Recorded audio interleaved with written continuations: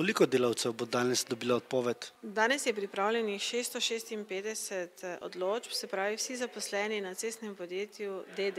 Delovno razmerje jim bo poteklo po preteku 15-dnevnega roka, se pravi okrog 21., 22., 23., odvisno kdaj bodo zdaj vročene tudi pogodbe. Potem bodo delavci prepuščeni samemu sebi? Potem bodo delavci pospremljeni z našimi vsemi možnostmi, karkoli bomo lahko za njih tudi naredili. Postavili smo stik z borzo, postavili smo stik z jamstvenim skladom, da bodo prišli sem in od tukaj dejansko delavci tudi odvedli na borzo, na jamstveni sklad, kjer bodo povračila za neizplačane plače v preteklih mesecih. Koliko let ste bili zaposleni v CPM-u? Dobrih 11 let, 12 let zdaj bo. Zdaj greste na Zavod za zaposlovanje. Kaj pričakujete? Bo se sami znašli njihovo pomoč? Glede na to državo, pa tako stanje, ki je v državi, sem verjetno mogel sam znajti. Nam lahko razkrijete kako? Tako večina delo na črno.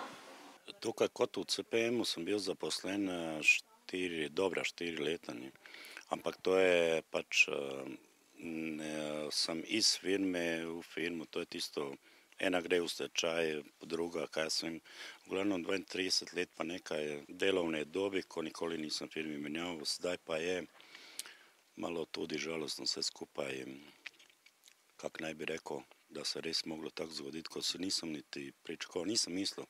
Sem mislil, da so še to ti par let izdržati, da bo še šel v penzijo tako kot redno, kak bi mogel, zdaj pa težko je, ne. Koliko še imate do penzije? Ja, zdaj praktično skoraj 8 let, nekaj manj kot 8 let.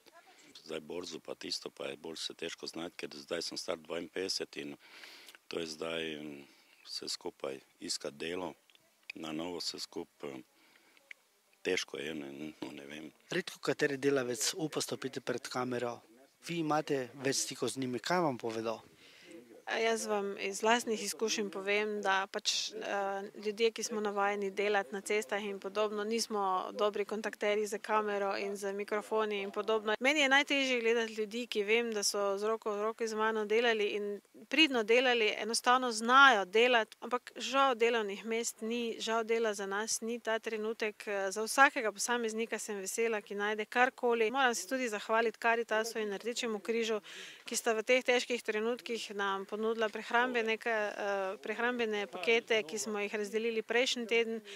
Videla sem tudi, da je Karitas odprl posebno žiro račun, na katerega lahko se nakaže sredstva, ki bodo namenjena izključno za delavce cestnega podjetja, za njihovo stisko in za pomoč v tem času, da prebrodimo do prvih nadomestil, ki jih bomo prejeli iz borze oziroma jamstvenega sklada.